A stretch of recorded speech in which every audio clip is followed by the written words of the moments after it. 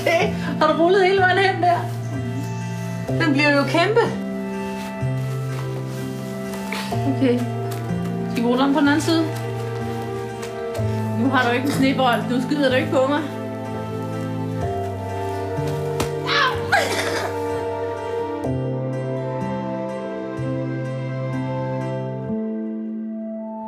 Bo har arbejdet nogle måneder på halv tid. Det er hårdt for ham. Men jeg er jaloux på, at han er ude i civilisationen.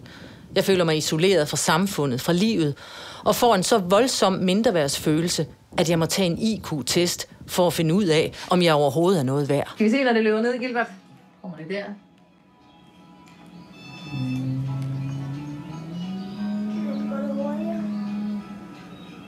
Når det kommer ind i din krop, tror du kan mærke det?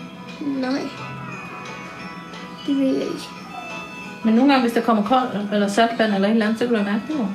Ja, heroppe, mor, men nu er det blod. Men jeg kan ikke mærke, når jeg har blod her. Men hvorfor kan du mærke det? Så kan du smage nogle gange saltvand også. Mor, nu slår den der.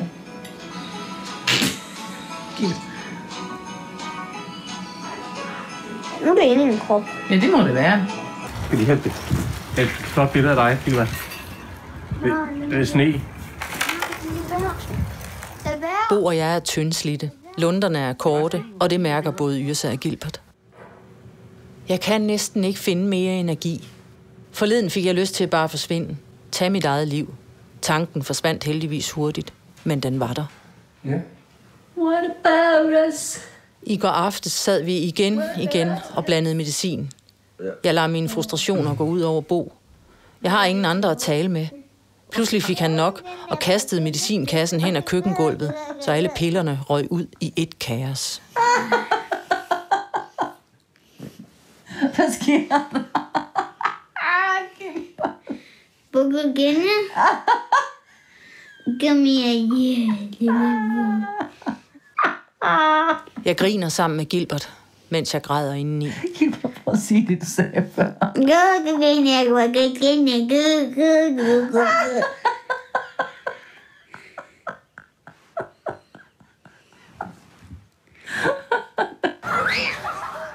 Stadigvæk er der også forældre, der må sætte legene i gang i frikvartererne. Jeg har ikke overskud til at fortælle lærerne, hvordan man inkluderer et sygt barn.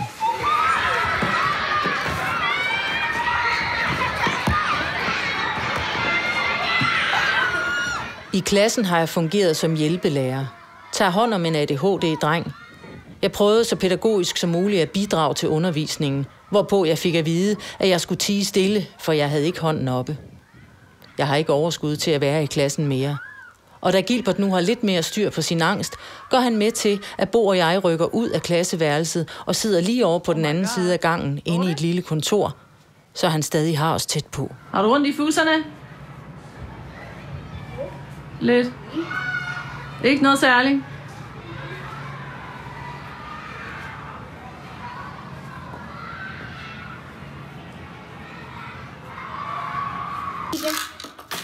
Lidt. Jeg er lige glad med at få våde bukser. Ja. Nu starter det forfra, så kan man lægge det her cykle, ikke, Gilbert? Vi glæder os over, at Gilbert er begyndt at gå igen. Glæder os over, at der nu vokser små dun ud på hans hoved. Men i takt med, at Gilbert får det bedre og bedre, får Bo og jeg det værre og værre. Vores ægteskab er sat på en meget hård prøve. Efter den, Gilbert.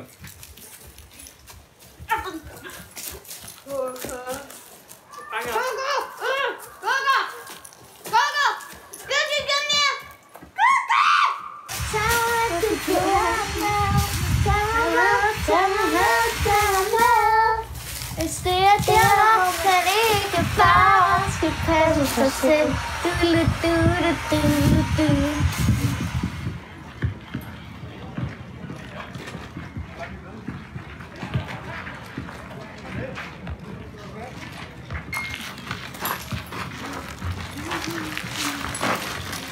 Jeg kører dig.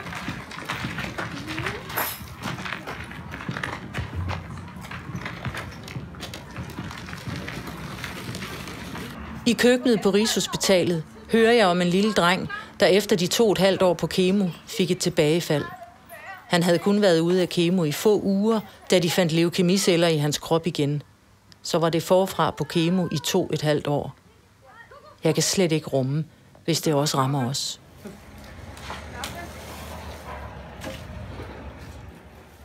Jeg tænker tilbage på en episode på Rigshospitalet, hvor Gilbert og jeg skulle til samtale hos en læge. Vi skulle have at vide, om Gilbert skulle stige i kemodosis eller ej. Mere kemo, tænkte jeg, er lig med større risiko for bivirkninger, som er lig med større risiko for, at vi mister Gilbert. Da vi kom ind på lægens kontor, rodede hun rundt i papirer, kiggede på computeren, og jeg var sikker på, at nu skulle Gilbert sættes op, hvorefter hun sådan lidt skødesløs fortæller, at han bliver på dosis. Jeg var ved at gå i stykker indeni. For mig er det en samtale om liv og død. Hvorfor pokker sagde hun det ikke bare med det samme? Nej, du har lige sagt, at han kom hen til dig, du har lige sagt, at han ikke måtte være her, mens vi filmede. Men nu er vi færdige med at filme. Hvorfor står der smil på dem? Er det fordi, vi skal være glade for det sidste gang? Det tror jeg. Der hænger kemoen der. Og det er sidste 24 timer. Det er så rart. Hvordan har du det med det sidste 24 timer, Gilbert? Godt. Hvad? Godt. Ja, det kan jeg sådan set godt forstå. Hvor mange 24 timer har du fået? Ved vi det? Det ved jeg ikke. Det ved jeg heller ikke. Mange, ikke? Jeg skal nok sige til, ikke også? Nu sætter jeg bare sprøjten på, ikke? Og så, Det er altså så skal jeg nok sige til.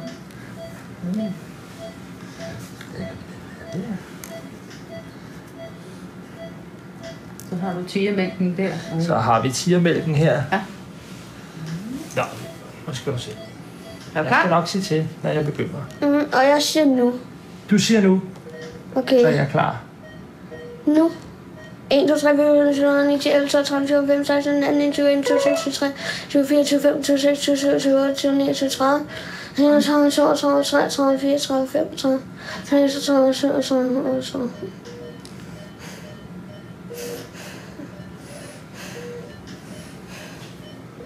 38. Cleo og jeg har lavet en slags tærte, så du kan se her. Og det er fordi, at det har været Gilberts sidste kemo i dag, så har vi lavet cancer, logoet eller tegnet eller sådan, det der uendelighedstal. Nu er helt på. jeg viser dig noget. Ja. Vi prøver at koble Yrsa med en veninde. Det er både en aflastning for hende, men også for os. Bo og jeg er begyndt at selvmedicinere os selv med vin, for at dulme vores angst, og for i det hele taget at holde os selv oprejst i det her uendelige mareridt. Synes jeg, det lignede 8 tal, så tænkte jeg uendelighedstal, og så tænkte jeg, at det var det logo.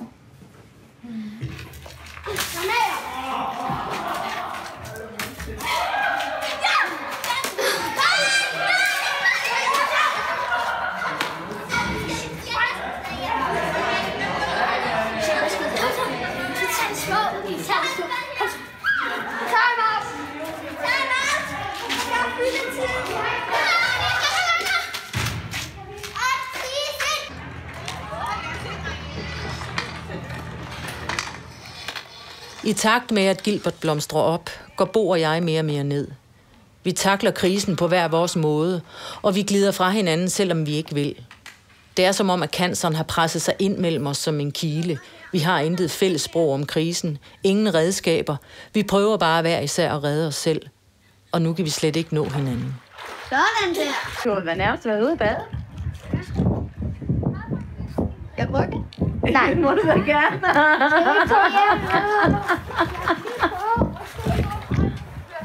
Det skal bringe. Det er godt. Det er kun en tysk. Ja, det må du. Bare der. Jeg er frø. Gilbert må ikke få havvand på CVK'et, som er det venekateter, han har siddende i brystet. Der kan gå infektion i det. Han var fuldstændig knust og lå og græd på stranden. Til sidst besluttede vi at give ham lov til at bade. Hvis uheldet var ude, måtte han jo få en penicillinkur. Gilbert skulle have lov til at være barn igen. Det er bare det ene dag, tror jeg, ikke? Vi skyder lige på. Er det ikke bare det? Jo. Fordi det går. Jeg sidder og svømme lidt.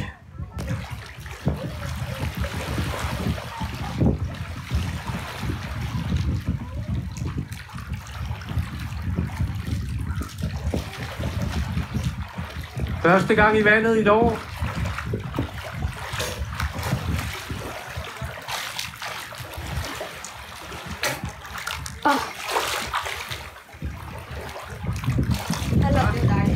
Det er dejligt. Hvorfor er vi her i dag? Det tror jeg, du skal spørge Gilbert om. Hvorfor er vi her i dag, Gilbert? Jeg skal simpelthen køre ud. Skal du have CVK ud? Ja. Er det en festdag? Det kan man sige. Det er det ikke fedt, Gilbert.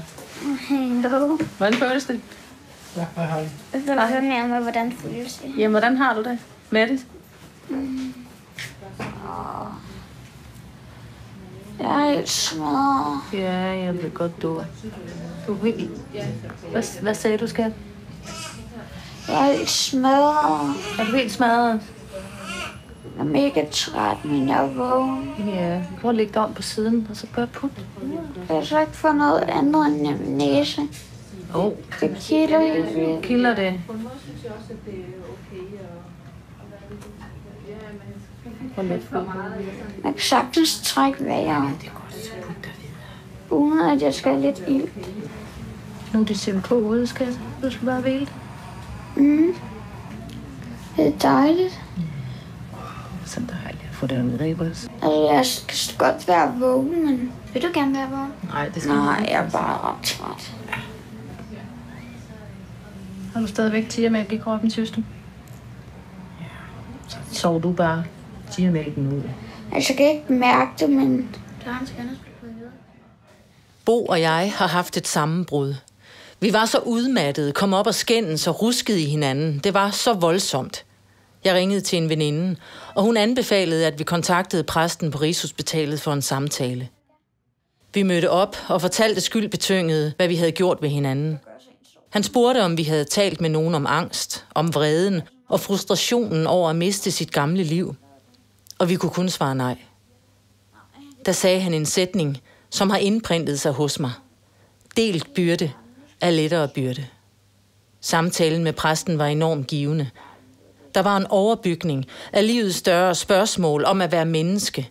Jeg spurgte, hvorfor han ikke kom rundt på stuerne og talte med forældrene. Han sagde, at det havde han prøvet. Men mange forældre blev bange, når præsten viste sig. De troede, at det betød, at deres barn snart skulle dø. Gid vi havde vidst noget før, at der var mulighed for den slags givende samtaler på Rigshospitalet. Hvad laver du? Jeg løfter. Jamen, lad være.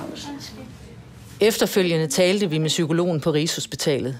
Hun var så stresset over at være alene om alt for mange klienter, at samtalen kun kom til at handle om det. Hvordan skreg den?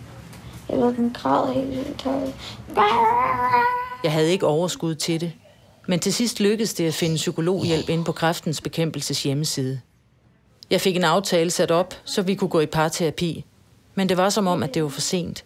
Vi var låste i hver vores sorg. Sagtens så med vågen. Vil du gerne være vågen? Ja.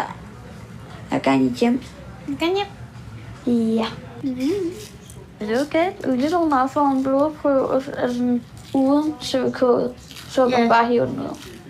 Det er jeg helt vant til. Det kan du godt klare. Det kan jeg godt Alt vil du have klaret, så det er ingenting. Det er ingenting. Så er noget. Det var det ikke nogen. Og det er et plastikrør, ikke også? Så skal vi... Jamen, ved du noget hvad? Så har du altså ikke mere halløj i kroppen nu. Er det ikke skønt? Jo. Ja, tillykke med det. Det er da simpelthen så dejligt. Prøv lige at se der. Prøv lige at se. Hvad kan den? Den kan faktisk sprøjte ret langt. Skal du prøve det? Ja.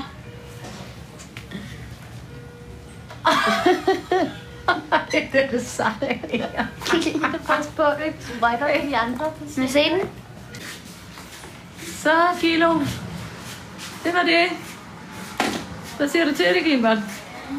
Er det ikke for fedt?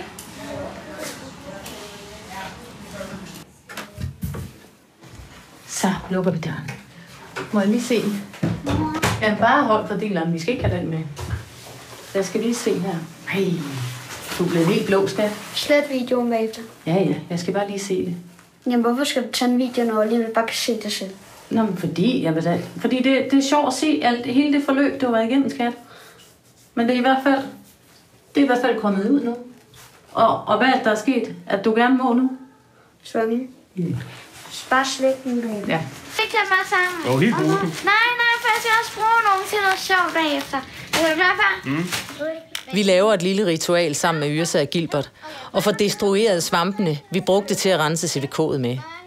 På den måde er de begge med til at markere, at venekatheteret er fjernet. Det er slut med den flydende kemo. Nu er der kun kemopillerne, han skal tage. Det er en sejr for hele familien. Yrsas behov for at blive set er steget markant. Hun udtrykker nu, at det er uretfærdigt, at Gilbert får langt mere opmærksomhed end hende. Siden Gilbert blev syg, har han ikke turet sove alene. Og nu tør Yrsa heller ikke sove alene mere. Hun vil være, hvor Gilbert er, og jeg oplever, at hun tager et alt for stort ansvar. Som om hun prøver at tage angsten fra ham. Og faktisk er det som om, den løber over i hende. Jeg skal bare lige finde, der går i skole herfra, Gilbert. Hej, god dag. Vi behøver ikke være sammen med Gilbert mere over i skolen. Nu skal vi bare være på mobilen derhjemme, så der er en livline. Så tør han selv gå derover. I dag kom Gilbert grædefærdig hjem fra skole allerede ved middagstid. Han og 2 af drengene fra klassen skulle være dukse, men de sagde, at han selv kunne feje og tørre borde af, for du har jo bare ligget over på Rigshospitalet og dovnet så længe. Og så skred de og lod ham alene i klassen. Hvis skolen havde givet taletid til de 2 elever, som var ambassadører og udvalgt til at fortælle om Gilberts sygdom, ville alle klassekammerater vide, hvad Gilbert har været igennem. Vil du også løbe 14 km? Ja. Kan du det? Så trykker jeg på knappen, er du klar? Gilbert har snart været i kemobehandling i 2 år, men været hjemme de seneste måneder. Det var ikke meningen, vi kunne komme herind igen, jo.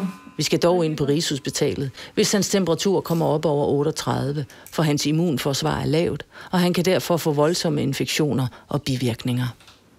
Altså, Gilbert har jo fødselsdag i morgen. Nå, for pokker. Vi gider ikke være her. Det kan jeg lige så godt sige til dig. Så, 10. Det er også en rund fødselsdag, så det kan jeg mig ikke godt forstå. Hvad siger den? 36,8. Det kan ikke passe. Du har lige haft 37,9 og 38 derhjemme. Men nu er det jo også i øret. Hvad plejer I at tage? Jamen, vi gør det også i øret. Okay. Men vi holder den langt inde, fordi vi har fundet at vores familie har små øregange, og man skal altså ind. Men jeg vil heller ikke presse for hårdt. Det kan Ellers så kan han selv tage den. Ja. Vil du gerne selv tage den? Nej. Den siger 36,8. Nå. Lige nu. Lige herfra, så ser det altså ganske fint ud indtil videre. Ja, så ville Louise komme ind, efter hun lige havde bestilt. Var det en bioanalytiker, der tager nogle blodprøver? Ja.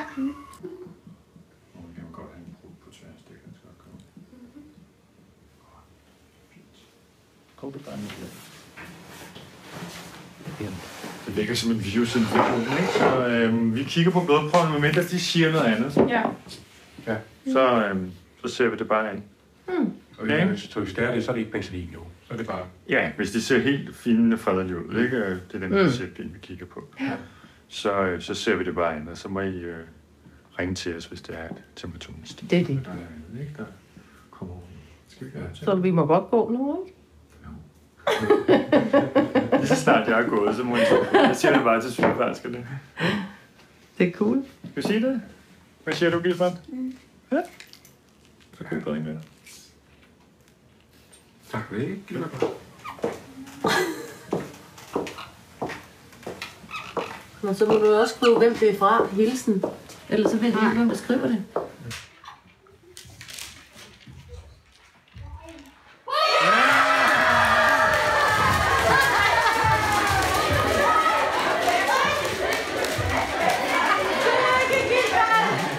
To et halvt år er gået, og vi laver surprise for Gilbert over i skolen, for det er hans sidste kemodag. De næste 5 år skal Gilbert gå til kontrol med blodprøver på Rigshospitalet. Tanken om et tilbagefald er hæslig og knugende angstfyldt. Men vi ved, der er en risiko. Hej, Gilbert.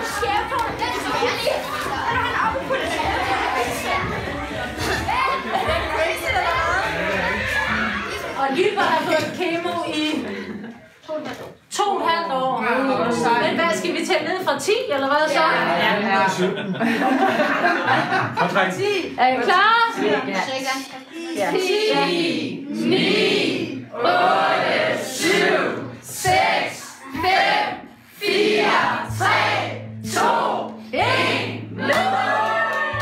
Gilbert overlevede og har det godt i dag. Vi har alle i familien ar på sjælen efter det voldsomme kræftforløb. Men Bo og Yrsa har især efterfølgende haft det rigtig svært. Efter de 2,5 år i kemobehandling og yderligere 5 år i kontrol, hvor Gilbert endelig blev erklæret 100% rask, brød vores familie sammen. Vi kæmpede for at være der for børnene, samtidig med, at vi kæmpede for at overleve mentalt. Men ægteskabet kunne ikke bære de voldsomme svigt og mangel på støtte. Det er en næsten ubærlig sorg for os alle, nu vi var kommet så langt.